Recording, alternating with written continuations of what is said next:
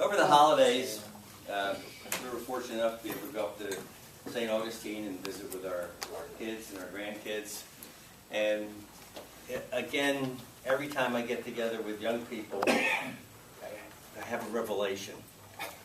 And this time, my granddaughter and my grandson were sitting on the couch doing what all kids do these days. They had texting. I got my phone here somewhere. Yeah, I got it. I got one right here. They were sitting there with their iPhones on the couch. And they're laughing and having fun. I didn't know what they were doing. Next thing I know, they take their iPhones and they click them together. And I said, "What are you doing?" They said, "Oh, we just traded pictures." I said, "You traded pictures?" "Yeah, it's just a bump. You do the bump and you can trade pictures." No way. Yeah. What? Yeah, but is that as good as a Timex computer with 16 kilobytes of... Yeah. And I thought, oh my God, how things are moving along and leaving me behind. I mean, but you know, I'm not alone. The whole world's getting left behind because of this rapidly exploding knowledge that we have in the world. It's going to change everything, folks. It already has, and it's going to change it even more. So this exchange of knowledge that we have going on is easy as bumping two phones together.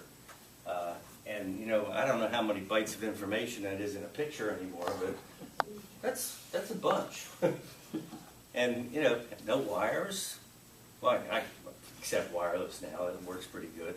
But here's, oh well, too much. But anyway, it got me started on what I thought I would like to talk about today, and that is the knowledge explosion. And in particular, how it affects medicine. And PJ, you know, noted that with all this stuff coming out, it's one of the things that he's not practicing medicine anymore, because the amount of time and effort it takes just to stay current. In 2008, see, I know I can't even get the century straight. But in 2008, there were 800,000 pieces of biomedical literature added to our information base. 800,000. Now, the information base, if you're interested, contains right now about 18 million articles. That's where we're at, or we're at. 800,000 were added in 2006.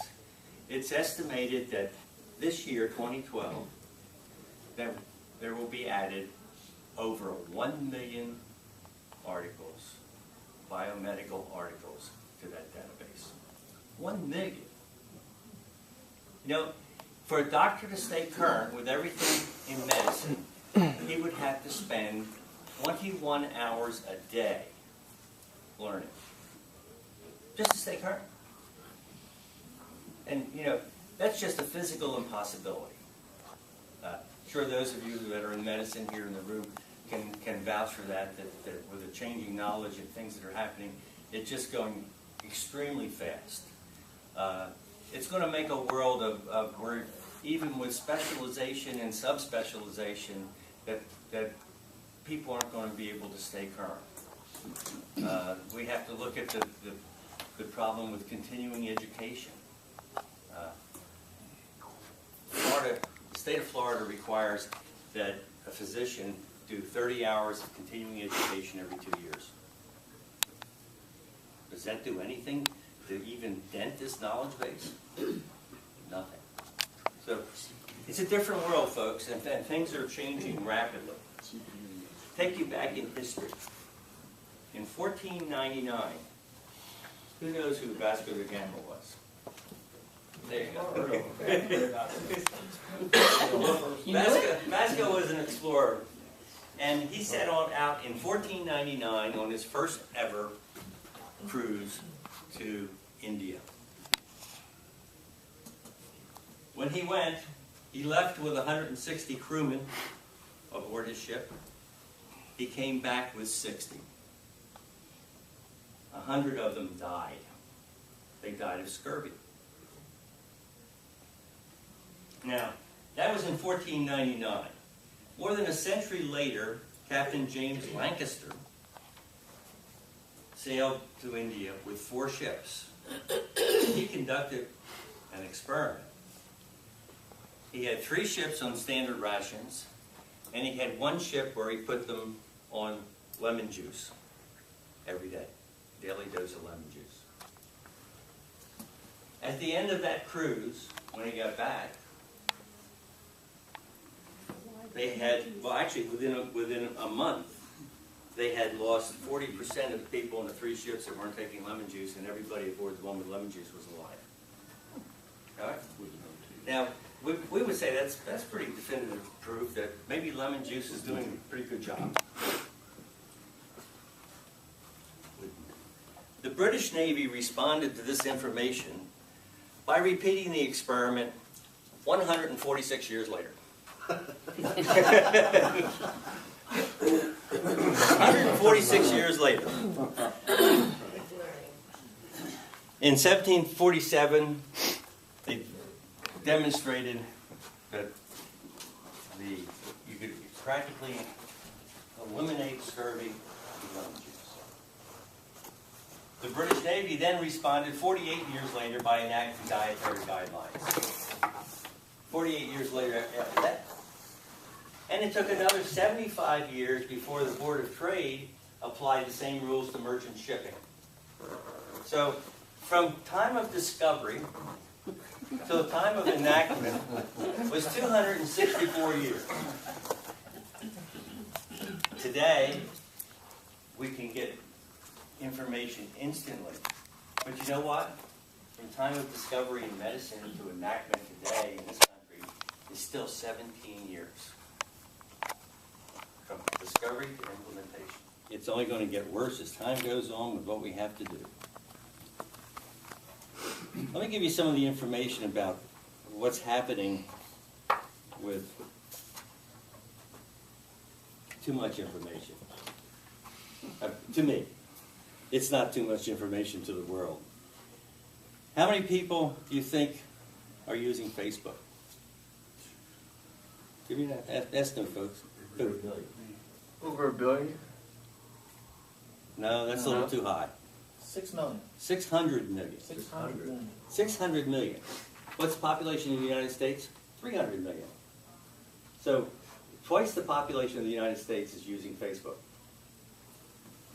Is that huge? Now, read an article the other day on retailing. I'm an old retailer, as you saw in the paper, or in our bulletin. But retailers today have a unique problem because of the speed of information. When I was in retailing, we worried about, would this fad or this type of dress or something, particularly with kids' clothes, teenagers' clothing, would this last another season? When we bought accordingly. Today, with the speed of information that we have, fads can come and go like that. Yeah. And it changes the whole condition that people are working under because of that. Facebook, 600 million people. With the speed of information, if someone comes out with a better mousetrap, how long does it take for Facebook to collapse and then people to go to a better mousetrap?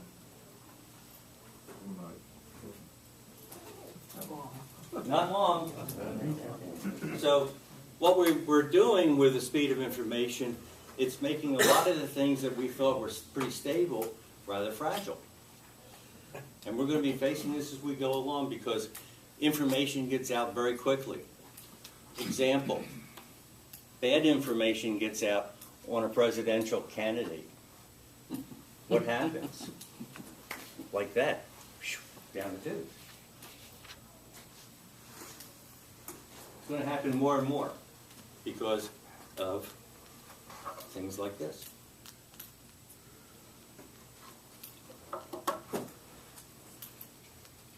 Twitter, it's relatively new. Has 170 million users right now. They're getting 350,000 new users a day. They're on a snowball, just picking up.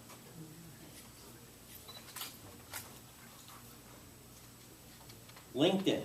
How many people here are in LinkedIn? Okay. Oh, LinkedIn, yeah. LinkedIn. LinkedIn, that's the business one, has over 100 million users. LinkedIn is responsible for people getting jobs. LinkedIn is responsible for companies growing. LinkedIn is responsible for companies going broke. LinkedIn is ever present in the business world. And if you're not there and you're in business, you better get there.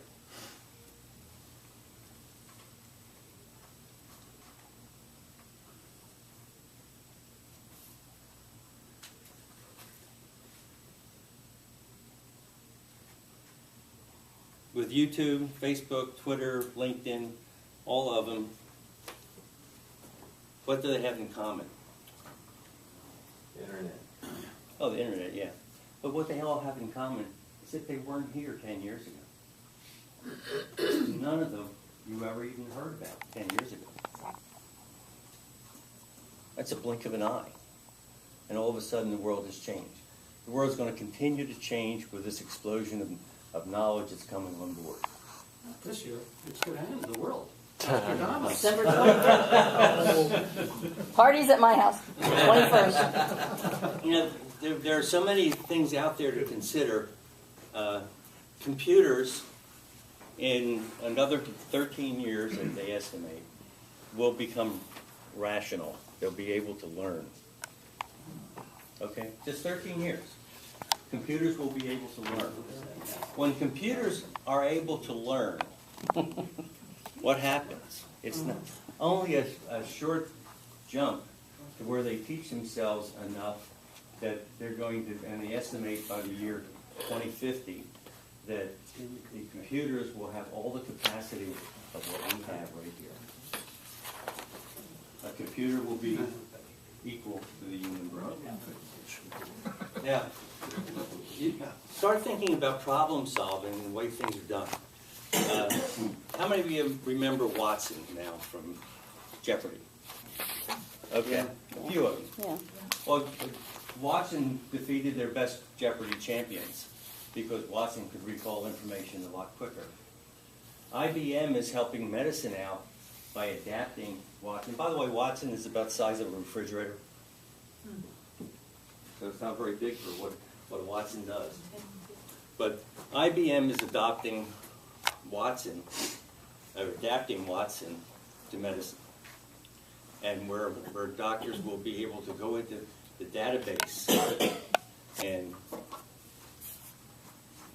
do the diagnosis and then question Watson on the diagnosis. And Watson will probably come back and say, well, it's 70% chance you got the common cold. In your area, you have a 13% chance of having the flu. And it'll bring the treatments and the diagnosis back to the doctor to double check. But could Watson beat the quiz challenge? I don't know. I'm the quiz master. Yeah, I don't know. Anyway. Thank you, Watson.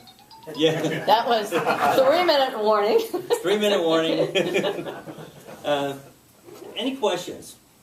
I could talk for a long time, but yes. Well, you're talking about this change of technologies happening so fast. Now you're talking about physicians who are out in practice, but what about students who are learning to become physicians? They have to go and learn from their professors, and the professors have their plan and what they taught the last year and the year before. How fast are they keeping up? Because they have to almost reinvent the wheel every 2 or 3 years. Traditionally, they don't like to change that much. Yeah, but you know, medical school was 3 years, it's now 4 years. And there are people questioning, is 4 years enough? With all the additional knowledge. Also, after they finish 4 years there, they go into a fellowship for 3 years.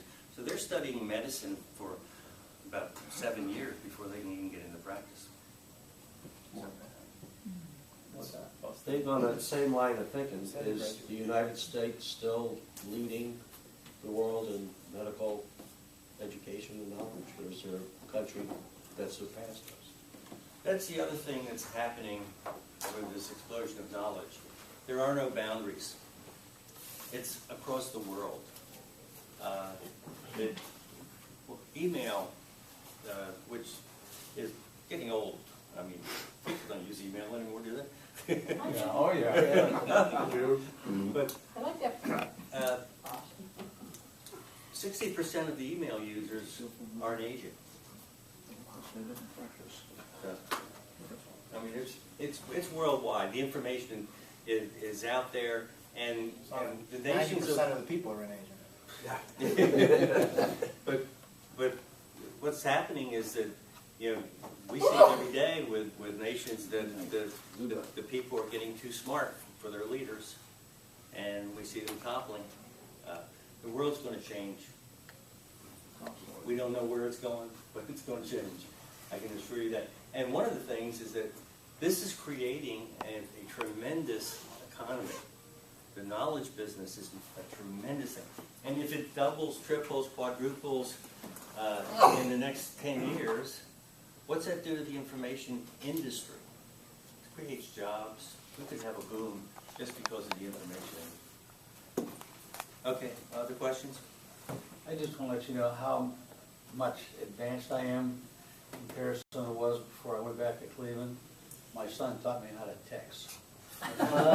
Wow! I'm into that now.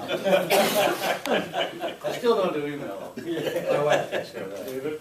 Yes? I just want to expound a little bit of what's happening in my industry. Sure. It's getting to be my season towards taxes, and there are just a plethora of competition out there. You can do your own on TurboTax, you can do your own on IRS.gov, you can TaxSlayer.com. you can do your own income taxes. And the problems that people run into is when they have the questions. And a lot of people really don't have questions. But when they have questions, where the database is going, it's getting better and better, and pretty soon, I believe at some point in time out there will be a database, whatever question you ask, they'll be able to answer it, and you can get your tax return done for nothing by them, and you don't need people like me, and you're not gonna need people. We'll always need you. No, you won't. Well, I'll always need you, Steve. Let me just close in on one point, because this has to do with that. It's estimated that with the new technology that's coming down the road, with fiber optics, which are going to eliminate the problem of bandwidth, and you're going to have, in another 7 to 10 years, they say that we will possibly have access to all the information in the world instantly. But just to give you an idea, fiber optics is actually slowing down because they're now using more of the wireless satellite. I have a friend who's got a business that does this for Verizon or AT&T, and they've slowed down all of their fiber optics to go more to the satellite type of approach. Not limited by fiber optics. But think about it. All the information in the world instantly. That's where we're